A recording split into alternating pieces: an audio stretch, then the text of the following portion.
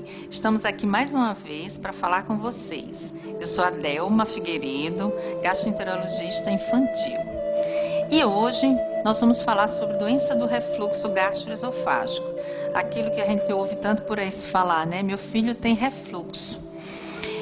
No programa anterior nós terminamos os 1000 dias e falamos da alimentação do bebê. Foram tantas perguntas, porque o tempo foi pouquinho e muito resumido, que nós vamos fazer um programa só para responder as perguntas de vocês. E desde já agradeço, né, pelas perguntas, que é uma oportunidade para a gente melhorar a resposta. Então, voltando para o refluxo, né, que a gente fala sempre, meu filho tem refluxo, o doutor diz para vocês, sua criança tem refluxo, mas na verdade é doença do refluxo gastroesofágico, ou seja, do estômago para o esôfago. Não necessariamente sai pela boca, algumas vezes sai pela boca. E para complicar, a maior parte dos bebês, né, até os 5, 6 meses de vida, tem refluxo, regurgitam, né? E pode ser, e é fisiológico, né? Mas quando é que vai ser essa tal dessa doença? Porque hoje em dia tem tanta doença do refluxo. Essa é uma pergunta que não vai ser possível responder ainda, né? E é fato que a doença do refluxo aumentou de incidência, né? Nos últimos anos. Aumentou o diagnóstico também, mas aumentou a incidência realmente, né? Verdadeira doença e está cada vez mais prevalente entre nós. Uma hora a gente vai descobrir o porquê. Mas, por enquanto, vamos tentar diferenciar do que é regurgitar normal, o bebê que golfa, né? Que a maioria dos bebês, vamos salientar aqui, eles golfam depois dos 30 dias de vida, quando é no pico, em torno dos 4, 5 meses de vida, né? A grande maioria de bebês vão golfar nessa idade e depois vai diminuindo até o final do primeiro ano. E isso acontece porque vários fatores, porque os bebês ficam deitados, porque a quantidade de ingesta de alimento é grande, né, em relação ao tamanho do corpinho deles, se nós compararmos, né, a nossa ingesta em relação ao nosso corpo, porque eles têm aqui embaixo, né, uma portinha que as mães dizem uma membrana, mas na verdade não é uma membrana, né, é um esfíncter, né, no final do esôfago existe maior força muscular que deixa sempre o esôfago fechado. Para que isso? Para que a comida não fique voltando. Então, os bebês, eles são imaturos e vão desenvolvendo a capacidade de fechar esse esfíncter com o passar dos meses. Então, os bebês golfam. Existe bebê que golfa demais e não tem complicação nenhuma. Então, aqui já fica a dica. Dizer que o bebê tem doença do refluxo é dizer que ele tem uma complicação secundária ao fato da comida voltar do estômago para o esôfago. Às vezes nem sai pela boca, é o refluxo oculto, né? E muitas vezes sai pela boca e ele não tem a doença. Então, quais são essas complicações? É o bebê que tem sintomas de vias aéreas superiores frequentes, que tem laringite, né, aquela tosse rouca, voz rouca, que tem infecção de ouvido, né, otite de repetição. Pode ser um bebê chiador, que está sempre com cansaço, sempre com broncoespasmo. Pode ser aquele bebê que tem irritabilidade, que é o que a gente mais vê na prática, né? Um bebê que chora o tempo todo, que está angustiado, que ele não está bem.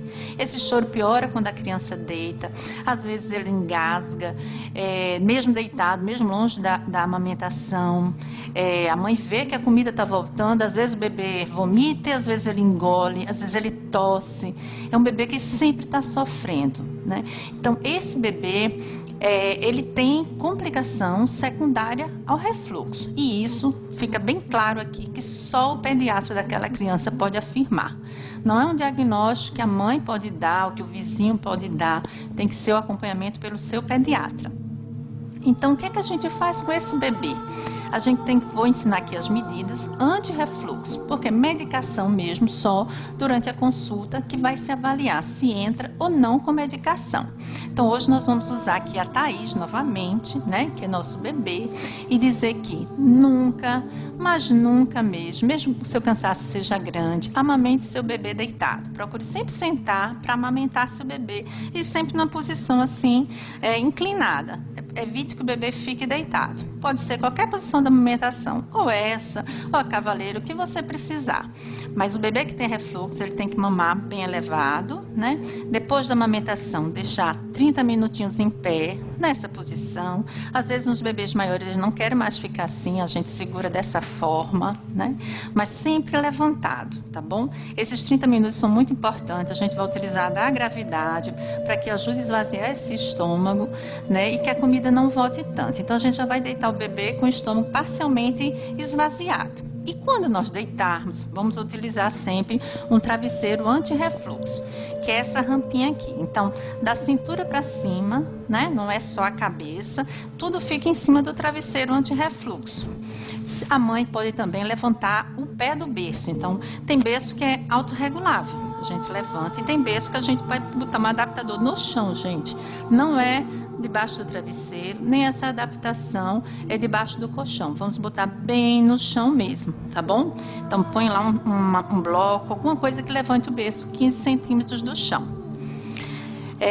Vamos evitar trocar o bebê levantando de cabeça para baixo, essa posição aqui, ó, para limpar, trocar a fralda. Vamos sempre rolar ele um pouquinho do lado e limpar lado. Tudo que você for fazer com o bebê, deite ele num travesseiro anti-refluxo, converse com ele, troque fralda, enxugue depois do banho, sempre no travesseiro anti-refluxo. Não use roupas de elástico na barriga, nem fraldas apertadas, senão vai apertar, comprimir muito o abdômen do bebê. Toda vez que aumentar a pressão na barriguinha do bebê, esse refluxo vai voltar com mais frequência. Então a gente deve evitar esses movimentos, evitar o milkshake, aquele balançado assim. Vamos fazer acalentar o bebê para o lado, né? São muitas informações, eu procurei correr para dar a maior parte delas, mas se você tiver pergunta, você mande que no outro programa nós continuaremos a responder. Um abraço.